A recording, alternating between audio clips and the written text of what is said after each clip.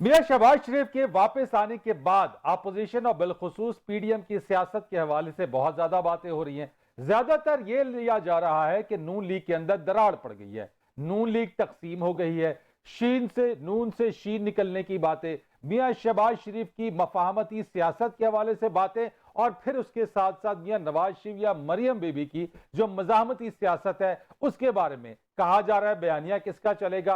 यह भी कहा जा रहा है कि एक गुड कॉप और एक बैड कॉप का किरदार अदा किया जा रहा है, लेकिन इस सारी चीजों का फायदा किसे होगा या नुकसान किसे पहुंचेगा। अगर मज़ाहमती सियासत की बात की जाए, नून लीग के अंदर यह कहा जाता है कि जो वोट को इज्जत दो और मज़ाहमत की गई है, यही वो वजह है कि बाय इलेक्शन या ज़मीनी इंतखाबात में नून लीग का वोट बैंक भी बढ़ा है। और यह भी कहा जा रहा है पार्टी के अंदर कि सबसे ज्यादा तलब इस वक्त नून लीग के टिकट की है। नवाज शरीफ साहब को पांव पकड़कर मनाने की बात करना मियां शहबाज शरीफ साहब के लिए कितना आसान होगा?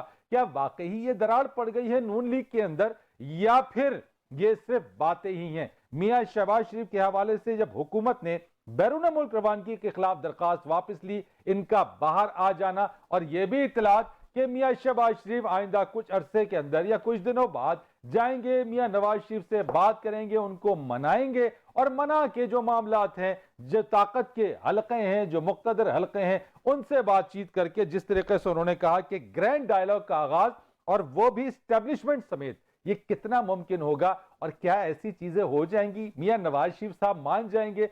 शहबाज शरीफ उनको मनाने में कामयाब हो जाएंगे? ये वो तमाम सवालात हैं। और खास तौर के ऊपर दरार वाली बात, कि कोई ये नई बात है कि नून लीग के अंदर जो है वो मियां शहबाज शरीफ एक बयानिए के ऊपर है, मियां नवाज शरीफ साहब जो है वो दूसरे स्टेटमेंट के ऊपर है, लेकिन मानी मियां नवाज शरीफ साहब ही की बात जाती है पार्टी के अंदर। इन्हीं चीजों के ऊपर आज बात करेंगे, और फिर बिलावल भुट्टो जरदारी के दिए हुए बयान के हवाले से कि किस तरीके से उन्होंने जो बयान दिया, और फिर आप जिस तरह से रायविंड के हवाले से बात की, नवाब शाह के हवाले से बात की, जो उन्होंने तनकीद की है, उस पर भी बात करेंगे कि सब कुछ अंदर चल क्या रहा है, पीडीएम का मुस्तकबल क्या होगा, इस पर आज बात करेंगे। मेरे साथ बात करने के लिए मौजूद हैं सीनियर सहाफी तज्जियाकार मुजीबुर रहमान शामी साहब, और इसी के साथ साथ मुझे ज्वाइन करेंगे सीनियर तज्जियाकार मोहसिन बेग साहब। शामी साहब, सबसे पहले तो ये फरमाइएगा, नून लीग का इस वक्त जो मामला चल रहा है और जो पॉलिटिकल सिनारियो, उसमें बताइए क्या एस्टैब्लिशमेंट या पावर कॉरिडोर के साथ नून लीग की बातचीत या मफाहमत कोई हो गई है क्या?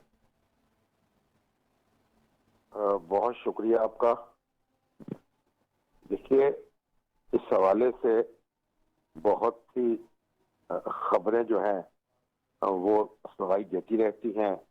उनमें कुछ हकीकत होती है, कुछ में नहीं होती, कुछ अफवाहें होती हैं, कुछ खुश फहमियों से पैदा होती हैं, कुछ गलत फहमियों से पैदा होती हैं। इसलिए मैं तो ना इसकी तरदीद कर सकता हूं और ना तायीद कर सकता हूं। जाहिर है, मुस्लिम लीग नून एक बड़ी सियासी जमात है और उसकी अपनी एक फॉलोइंग है। तो पाकिस्तान के जितने भी अदारे हैं जो पाकिस्तान के मुस्तकबिल से और उसके मामला से दिलचस्पी रखते हैं, उसके राब्ते मुस्लिम लीग नून की क़यादत से भी रहते होंगे।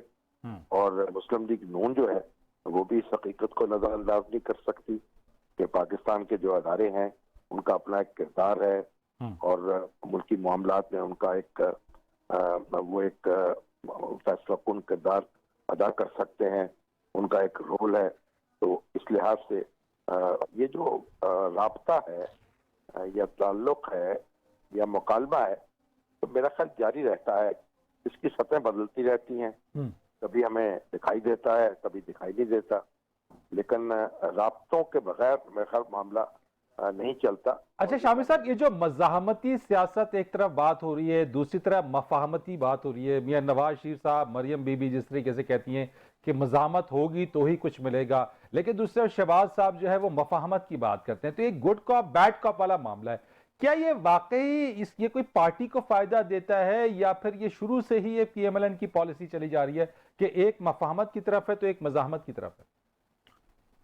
नहीं, देखिए, शहबाज शरीफ साहब की अपनी सोच है, नवाज शरीफ साहब की अपनी सोच है, लेकिन अगर आप हकीकत को तलाश करें तो ना इस वक्त मुफाहमत की जरूरत है और ना मज़ाहमत की जरूरत है।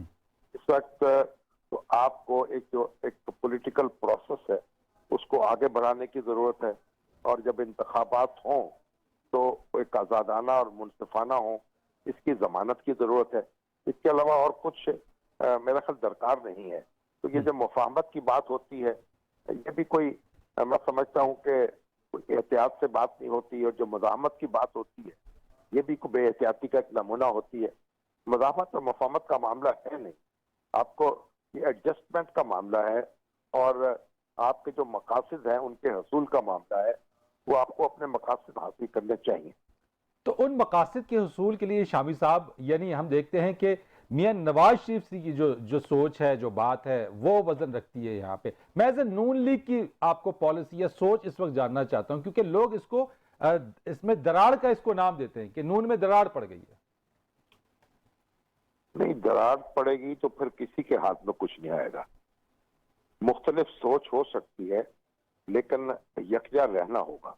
और ये मुस्लिम लीग नून के जो रहनुमा हैं उनको बखूबी इल्म है कि वो अगर एक दूसरे से फासला पैदा होगा, एक दूसरे से रास्ता अलग होगा, तो फिर सबका रास्ता खोटा हो जाएगा।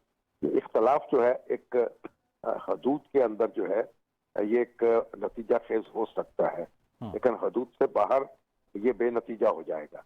तो मैं नहीं समझता कि मुस्लिम लीग नून में कोई इंतशार पैदा होगा या कोई धड़ेबंदी हो जाएगी।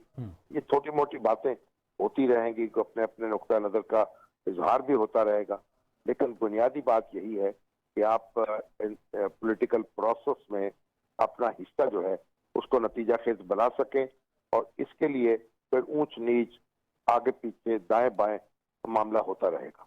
ठीक है मोहसिन बेग साहब, आपने मुजीबुर रहमान शामी साहब की बात सुनी। सर, जब से मियां शहबाज शरीफ साहब आए हैं, हमने देखा कि मरियम बीबी थोड़ा एक स्टेप बैक हो गई हैं।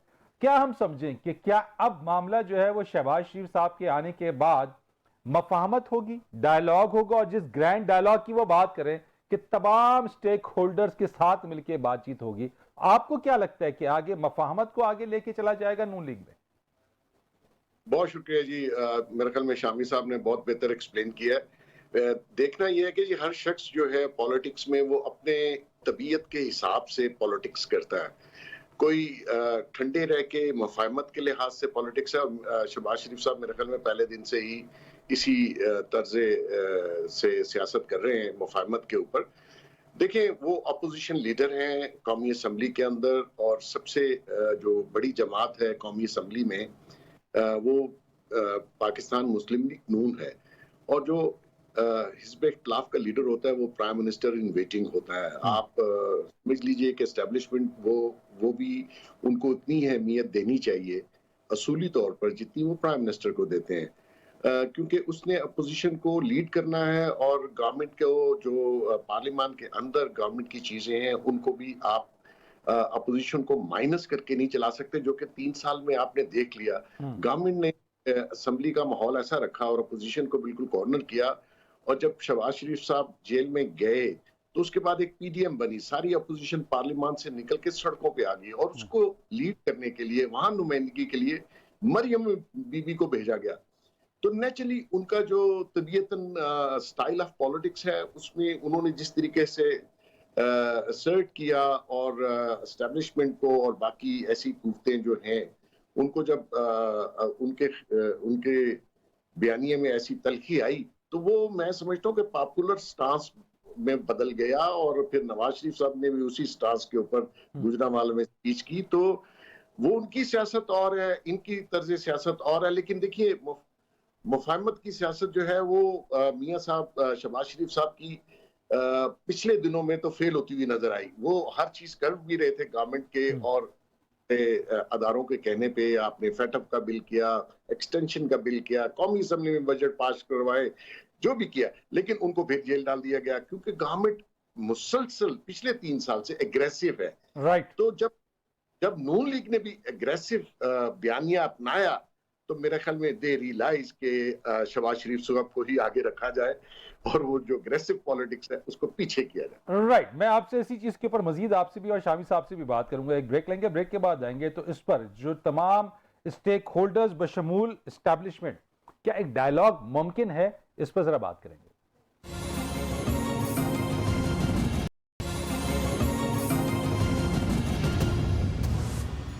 एक बार फिर आपको खुश आमदीद कहेंगे। मुजीबुर रहमान शामी साहब, एस्टैब्लिशमेंट समेत तमाम स्टेक होल्डर्स के साथ ग्रैंड डायलॉग का आगाज ये मुमकिन है सर? देखिए, आप यकसर नजरअंदाज कर रहे हैं वजीर आजम इमरान खान को और उनकी तहरीक इंसाफ को। वजीर आजम जो है वो भी उनकी अपनी एक हैसियत है, उनका एक अपना वोट बैंक है और सियासत पे उनका एक वजूद है और इस वक्त उनके पास इख्तियार है और दस्तूर उनको एक ताकत भी देता है।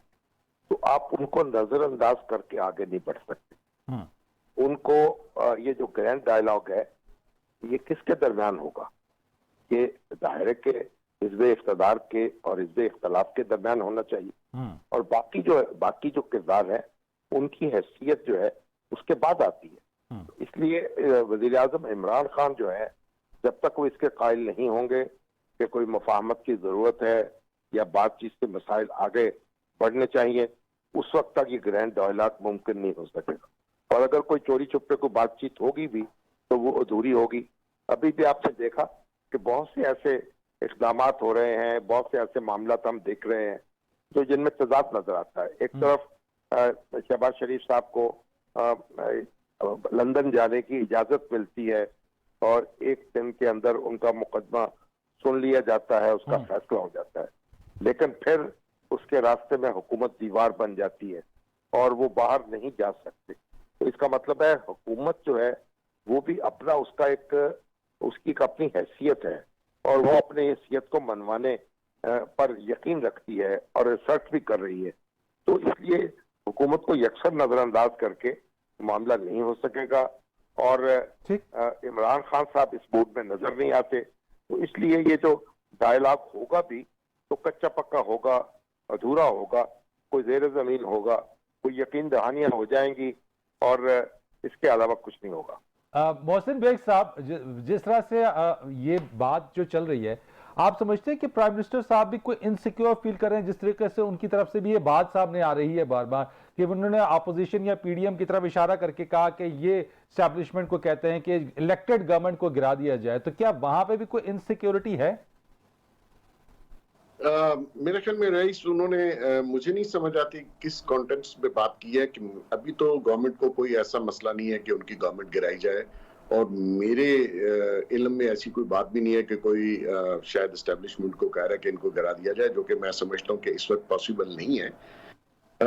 उनको जो अगर कोई खतरा हो सकता है तो अपने आप से ही है। अगर वो गवर्नेंस अच्छी करें और जो पाकिस्तान के अवाम के मसाइल हैं और जो हमारे इंटरनेशनल इश्यूज हैं उनको अगर वो हल कर लेते हैं, हल नहीं तो बेहतर गवर्नेंस पेश कर देते हैं और गवर्नेंस नहीं पेश करते तो कम से कम कुछ ऐसे इश्यूज हैं जिसके ऊपर आप पार्लियामेंट को फॉल करें। और ये जो जितनी डिबेट होनी चाहिए, ग्रैंड डायलॉग इसीलिए असेंबली बनी है ना जी, वो डायलॉग के लिए बनी है।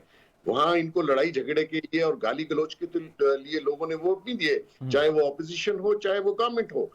तो मैं ये समझता हूँ कि अभी तो ये बात उन्होंने मेरी समझ में तो रेलेवेंट नहीं है जो उन्होंने की है। अभी इनकी गवर्नमेंट को कोई खतरा नहीं है। आप बजट पेश कीजिए, आवाम के मसाइल, इन्फ्लेशन के मसाइल, महंगाई इतनी ज्यादा है, अनएम्प्लॉयमेंट है, वो जो मसाइल हैं उनको एड्रेस करना है। बजाय इसके कि आपने देखा होगा सारा दिन बयानबाजी चलती है, वजीर एक 10-10 प्रेस कॉन्फ्रेंसेस कर रहे हैं, उधर से अपोजिशन कर रही है। तो ये जो सारा शिकवा जवाब जो चल रहा है इससे अवाम बेचारी जो है वो बहुत परेशान है। साहब, ये जो जहांगीर खान तरीन ग्रुप है, क्या ये बजट पास होने देगा? कि ये कितना बड़ा हर्डल बन सकता है बजट में? देखिए, मुझे उनकी सोच नहीं पता, उनकी प्लानिंग नहीं पता। अगर वो ना चाहे तो बजट नहीं पास हो सकता है, वेरी क्लियर। और जहां तक बात है कि गवर्नमेंट जो है वो पसे पर्दा कुव्वतों को इस्तेमाल करके लोगों को इन्फ्लुएंस करके आज तक जितने भी बिल पास हुए हैं वो इमरान खान की गवर्नमेंट, क्योंकि वो तो गवर्नमेंट जो है ऑपोजिशन से बात ही नहीं करना चाहती, तो वो जो हमारी एस्टेब्लिशमेंट है वो इन द नेशनल इंटरेस्ट वो अपोजिशन को कायल करती है कि आप फैटफ का बिल भी पास कीजिए, आप बजट भी पास कीजिए। तो खान साहब को चाहिए कि वो बढ़कर एक डायलॉग, मैं नहीं कहता कि आप उनको एनआरओ दे दें, जो कि ये देने की पोजीशन में नहीं है, मैं नहीं कहता कि आप उनसे बिल्कुल दोस्ती कर लें, लेकिन इस काम के लिए आपको अपोजिशन, और अपोजिशन को जो वोट मिले वो पाकिस्तानियों ने दिए, इंडियंस ने नहीं दिए।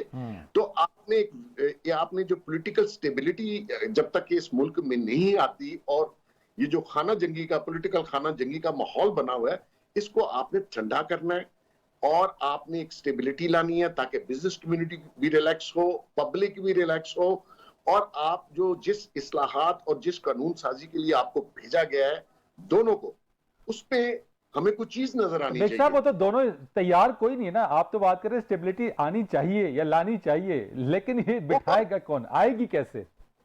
वो गवर्नमेंट की जिम्मेदारी है, गवर्नमेंट इनिशिएटिव लेती है, गवर्नमेंट ने पार्लियामेंट में पहल करनी है। अगर गवर्नमेंट खुद लड़ाई डाल के बैठ जाएगी पार्लियामेंट और पार्लियामेंट के बाहर, तो मैं समझता हूँ कि फिर आप ऑर्डिनेंसेस जारी करते रहेंगे। जमहूरियत में ऑर्डिनेंस नहीं होते, ऑर्डिनेंस एक्सट्रीम सिचुएशन में होते हैं। आप 7 दिन ऑर्डिनेंस रिलीज करवाते रहते हैं, पार्लियामेंट को आपने बिल्कुल इग्नोर किया हुआ है, और खान साहब तो वहां जाते भी नहीं है। तो मैं ये समझता हूँ कि पार्लियामानी जमहूरियत है, और पार्लियामान इसीलिए है कि वहां लोगों के मसाइल भी हल हो, लेजिस्लेशन हो, और जो मसले हैं जैसी तैसी अपोजिशन है, भाई वोट तो लेके आए हैं ना वो लोग, ऐसा भी नहीं है कि वो आके आराम से बैठ गए, उनको पब्लिक ने किया। ठीक है। शामी साहब, ये जो बात इस वक्त हमने देखा कि जिस वक्त यूसुफ रजा गिलानी के इंतखाब के बाद मरियम बीबी का जो ट्वीट रहा जिसमें उन्होंने कहा कि एक और सिलेक्टेड तैयार हो रहा है, और अब गुज़िश्ता रोज जो बिलावल ने जो बातें कही हैं और जो कहा कि जनाब वजीर आजम कहते हैं नए पाकिस्तान में एनआरओ नहीं दूंगा, लेकिन रायबंद का वजीर आजम सजा के बावजूद बाहर भेज दिया जाता है, और फिर नवाब शाह का उन्होंने तस्करा किया कि वो जेल भेज दिया जाता है। तो ये क्या चल रहा है? क्या दोनों को ही कोई इनसिक्योरिटी, ये दोनों ही एक दूसरे के हवाले से जो है वो ये हमले करते नजर आते हैं?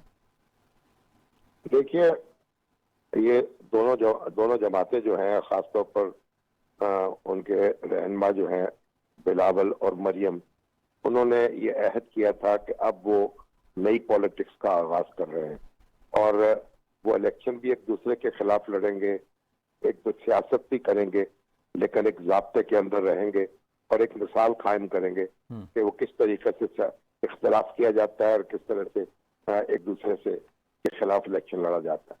लेकिन अफसोस ये है कि वो इस अपने अहद की पासदारी नहीं कर सके, और मरियम ने भी जो ट्वीट किया वो भी उनको गरा गुजरा, और अब जो बात बिलावल कह रहे हैं वो ऐसी बात कह रहे हैं कि जो जब वो नवाज शरीफ साहब से मिल के आए थे तो उस वक्त जेल में, उस वक्त उन्होंने बड़ा पुरजोर मुतालबा किया था कि नवाज शरीफ साहब को इलाज के लिए बाहर भेजा जाए क्योंकि उनकी जान खतरे में है।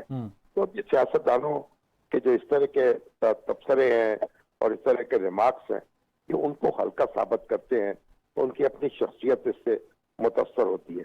तो बिलावल ने भी जो कुछ कहा है गुस्से में कहा है, और मुस्लिम लीग नून के साथ जो चपकलश पीपल्स पार्टी की शुरू हुई है, जाहिर है कि ये एक ऐसी सूरत हाल है जिससे हुकूमत को रिलीफ मिला है।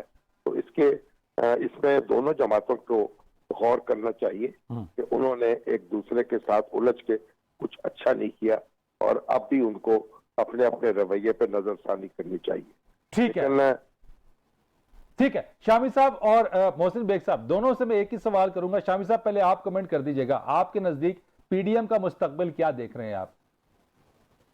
नहीं, पीडीएम तो अब एक 8 जमात की इत्तेहाद है, और इसके जो लीडर हैं ये कोशिश कर रहे हैं कि ये इंतखाबी इत्तेहाद में ढल जाए, क्योंकि और सब ये मुश्तरका तौर पर इंतखाब में हिस्सा लें, क्योंकि ये एक मजबूत इंतखाबी इत्तेहाद बन सकता है, क्योंकि इनकी मुख्तलिफ जमातें हैं, उनके मुफादात जो हैं इंतखाबी मुफादात, वो एक दूसरे से टकराते नहीं है। ठीक है, तो राइट, इसलिए इसको इसी हवाले से देखना चाहिए। मोहसिन बेग साहब, अगर ये महज इंतखाबी इत्तेहाद का एक प्लेटफॉर्म बन के रह गया है, तो इसका मतलब ये समझा जाए, ये लिया जाए कि 2023 तक अपोजिशन से हुकूमत को कोई खतरा नहीं है, आवाम के हवाले से कोई बात करने के लिए कोई अब नहीं है? बिल्कुल ठीक आपने समझा है जी। मेरे ख्याल में अभी गवर्नमेंट को कोई इशू नहीं है। नेक्स्ट ईयर, अगला साल तो इलेक्शन का साल शुरू हो जाएगा, और मैं ये समझता हूँ कि पीडीएम को इंटैक्ट रखना चाहिए, इसको फॉल करना चाहिए, और नेक्स्ट ईयर जब इलेक्शन हो तो ये एक प्रोमिनेंट अलायंस सामने आ जाता है। और ये लोगों का कहना कि जी बिल्कुल पीडीएम को माइनस करना, मैं समझता हूँ नहीं है। इत्तेहाद बनते रहते हैं, इत्तेहाद कभी पॉजिटिव डायरेक्शन में चले जाते हैं और कभी बहुत ज्यादा एक्सट्रीम पे, जैसे कि इनका पीडीएम का था, बहुत ज्यादा जोर था, लेकिन वो अब नहीं है। लेकिन इसको माइनस नहीं करना चाहिए, इनको कंटिन्यू करना चाहिए अपनी एक्टिविटीज को, और ये हेल्थी एक्टिविटीज है। गवर्नमेंट के खिलाफ अपोजिशन का इत्तेहाद, जमातों का इत्तेहाद, जलसा जुलूस, it is a positive thing. लेकिन इंतखाबी इत्तेहाद के तौर पे महदूद रह जाना तो फिर सिर्फ इंतखाब में ही जो है वो एक्टिविटी नजर आएगी, यानी उसके अलावा तो कोई हुकूमत को कोई खतरा या कोई टफ टाइम नहीं दे सकेगी पीडीएम। देखिए जी, फिलहाल तो रईस हुकूमत को कोई खतरा नहीं है अपोजिशन से, चाहे वो अंदर पार्लियामेंट के अंदर जो है या पीडीएम की सूरत में है। हुकूमत को खतरा अपने आप से है। अगर वो सच बोलें, फिगर्स अच्छे दें, अवामी बजट पेश करें, बहुत से मसाइल हैं जो गवर्नमेंट ने हल करने हैं। अगर वो नहीं करेंगे तो आप देख लीजिए, वो अपोजिशन जो है वो दिन ब दिन स्ट्रांग होती जाएगी, उनका वोट बैंक बढ़ेगा, और वो बाई इलेक्शंस में आपने देख भी लिया। तो मैं उनको खतरा अपने आप से, किसी से नहीं, उनकी परफॉर्मेंस से है, उनकी क्रेडिबिलिटी से है, उनके झूठ से नहीं हो सकता ये सारा काम। ठीक है शामी साहब, लास्ट क्वेश्चन आपसे कि बजट के हवाले से पूछ लेता हूं कि आने वाले बजट में पीटीआई के विदिन पीटीआई के अंदर जो उनके अंदर जो डिवाइड है उससे कोई आपको नजर आता है खतरा? देखिए, उनका जो जहांगीर तरीन ग्रुप है उससे डील करना पड़ेगा खान साहब को, और अगर उससे डील ना हो सकी तो फिर तो मुश्किल होगी। लेकिन मेरा ख्याल है कि वो मामलात को अच्छी तरह देख रहे हैं और मौका शनास हैं। वो नहीं चाहेंगे कि मामला बहुत आखिरी हद तक जाए, और जहांगीर तरीन ग्रुप जो है उसको वो आमादा कर लेंगे कि बजट जो है उनमें उनको सपोर्ट करे। बाकी जो मोहसिन साहब ने बात कही है वो बिल्कुल दुरुस्त है। अभी इस वक्त हुकूमत को कोई खतरा नजर नहीं आ रहा। इलेक्शन का इंतजार करना चाहिए और इलेक्शन की तैयारी करनी चाहिए। बहुत शुक्रिया आपका मुजीबुर रहमान शामी साहब, मोहसिन बेग साहब, आपका बहुत शुक्रिया। एक ब्रेक लेंगे और ब्रेक के बाद आएंगे, प्रोग्राम को मजीद आगे बढ़ाएंगे।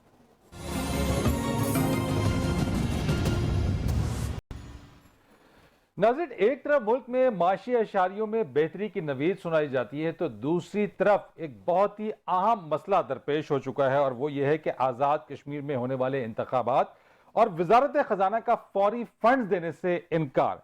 आज़ाद जम्मू कश्मीर हुकूमत की जानिब से तकरीबन 7.5 अरब रुपए इजाफी ग्रांट की दरख्वास्त की गई थी, और ये इजाफी फंड इलेक्शन 2021 और फूड सब्सिडी के लिए मांगे गए, जबकि वजारत खजाना की जानिब से फिलहाल सिर्फ फूड सब्सिडी के लिए 1.5 अरब रुपए इजाफी ग्रांट दिए जाने के हवाले से खबर सामने आई है।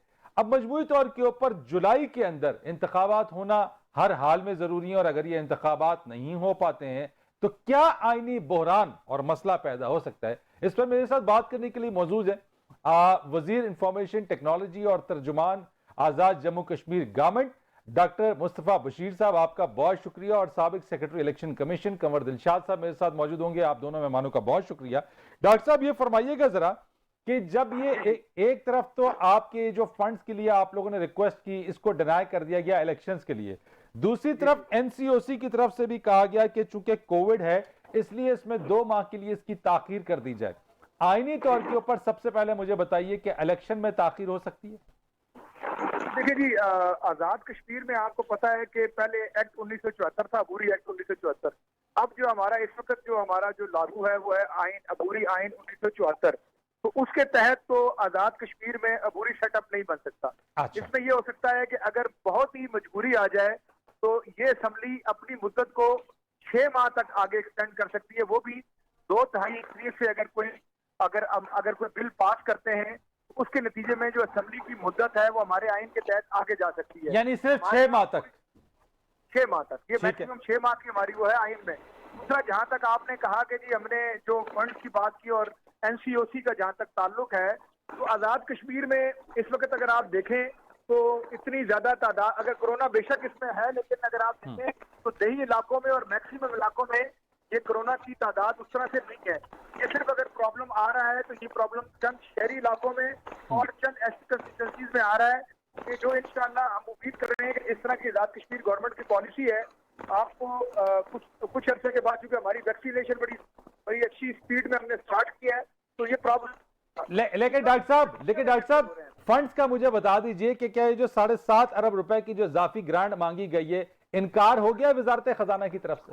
देखिए जी, हमारी गवर्नमेंट ने और फिर सेक्रेटरी फाइनेंस के थ्रू हमने एक चिट्ठी लिखी है, इसमें हमने ये कहा है कि क्योंकि गवर्नमेंट ऑफ आजाद कश्मीर के लिए ये रकम बियर करना इसलिए मुश्किल है कि जो पिछला जो हमारा माली साल था हमने उसमें वो रकम क्योंकि नहीं रखी थी और इस इतनी बड़ी रकम को हमें बियर करना हमारे लिए मुश्किल है, लिहाजा इसमें हमें इजाफी ग्रांट दी जाए। अगर वो इजाफी ग्रांट नहीं देते तभी भी हमें नहीं, जवाब आया कोई जो चिट्ठी लिखी उसका जवाब आया? जी अभी तक जो उनका जवाब उन्होंने यही कहा है कि हम इस बारे में आपको करेंगे, उन्होंने इनकार नहीं किया अभी तक। लेकिन ये मैं आपको कहता चलूं कि अगर ऐसा कोई प्रॉब्लम हो भी जाता है तो हम फंड का जो है वो फंड जो है वो गवर्नमेंट और जेजेके अपनी सीडीपी में भी कर सकती है। लेकिन फिर मैं कहूंगा कि इससे आने वाले वक्त में अगर हमें इजाफी ग्रांट ना मिली तो जो आजाद कश्मीर में डेवलपमेंट का प्रोसेस है और दूसरा जो हमारा प्रोसेस है उसमें कमी आएगी। तो इसीलिए हमने लिखा है कि इससे पहले भी होता रहा है कि हम जब गवर्नमेंट फेडरल गवर्नमेंट से ग्रांट मांगते रहे हैं इलेक्शन के लिए तो वो हमें प्रोवाइड करते रहे हैं। तो डॉक्टर साहब, हमने तो एक चीज देखी है कि एक तो आपके पास ग्रांट्स और फंड्स के हवाले से यकीनन मुश्किलात होगी, लेकिन हमने देखा है कि 2016 में आपकी ये नून लीग की गवर्नमेंट आई यहाँ पे। अब चूंकि दोबारा से मरकज में पीटीआई की गवर्नमेंट है और देखा यही गया है कि जिसकी मरकज में इस्लामाबाद में जिसकी हुकूमत होती है, आजाद जम्मू कश्मीर में भी उसी पार्टी की ही हुकूमत होती है। तो आइंदा इंतखाबात में क्या हम ये देख रहे हैं कि पीटीआई की गवर्नमेंट बनने जा रही है?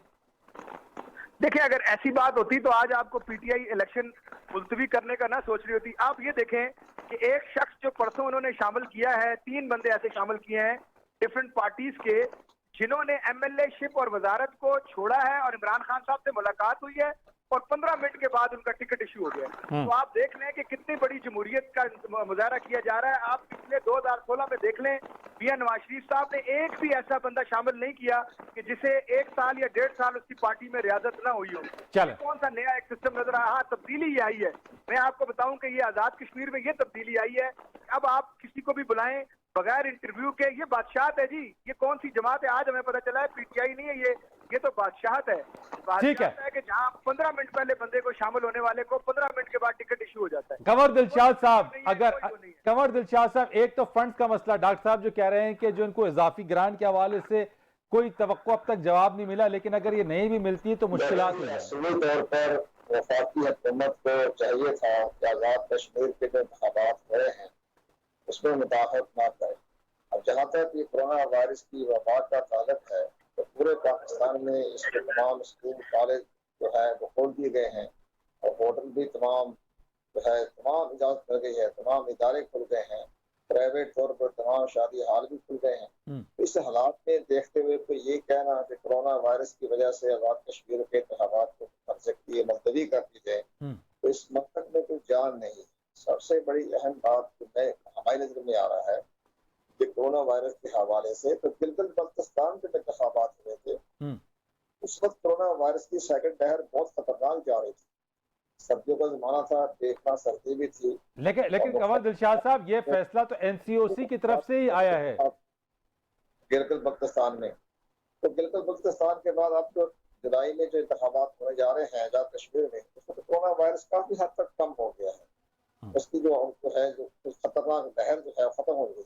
तो सर अगर ये मुलतवी हो जाता है, यानी ये जिस तरह से डॉक्टर साहब कह रहे हैं कि 60 जो 6 माह है उस तक आगे ले जाया जा सकता है, अगर इसमें ताखीर हो जाती है तो आईनी बहरान तो पैदा हो जाएगा एक। नहीं, ताखीर के लिए बहरहाल इलेक्शन कमीशन आजाद कश्मीर जो है बड़ा पावरफुल इदारा है और मुस्तफा मुगल साहब उसके चीफ इलेक्शन कमिश्नर हैं। तो वो एक इसके साथ साथ कानून साज असेंबली जो है आजाद कश्मीर की, उसने फैसला करना होता है कि ये हमें इंतखाबात को मुलतवी करने के लिए हमारे पाकिस्तान के आइन के आर्टिकल 255, 254 के तहत ये हुकूमत को इख्तियारात हासिल हैं कि अगर कोई जंग छिड़ जाए या जल्जला आ जाए या कोई ऐसी कुदरती वफा आ जाए, फिर ये इंतखाबात मुलतवी होने के लिए हमारे आइन के आर्टिकल 254 में गुंजाइश है। लेकिन उसकी सबसे बड़ी अहम बात है कि जल्जला आ जाए या जंग हो जाए या इमरजेंसी हालात पैदा हो जाए। तो आजाद कश्मीर में ना कोई जंग के असरात है, ना इमरजेंसी है, ना वबा भी काफी हद तक कम हो गई है। इसलिए हमारा ख्याल ये है कि आजाद कश्मीर में इंतखाबात मुनअक्किद हो जाए और जो हुक्मरान जमात तहरीक इंसाफ की जमात जो है जो आजाद कश्मीर में इलेक्शन लड़ रही है, उनका मौक़िफ़ भी हमने पढ़ा है। उन्होंने भी कहा कि कोई जरूरत नहीं है इंतखाबात मुलतवी करने का। जो सबसे बड़ी अहम शख्सियत जो है तो मुझे नजर आ रहा है कि आइंदा अगर तहरीक इंसाफ कामयाब हो जाती है इलेक्शन में तो सरदार तनवीर इलियास साहब के बड़े चांसेस है शायद वो प्राइम मिनिस्टर बन जाए। तो उन्होंने भी ये कहा है कि जी कोई जवाज नहीं है इंतखाबात के मुलतवी करने का।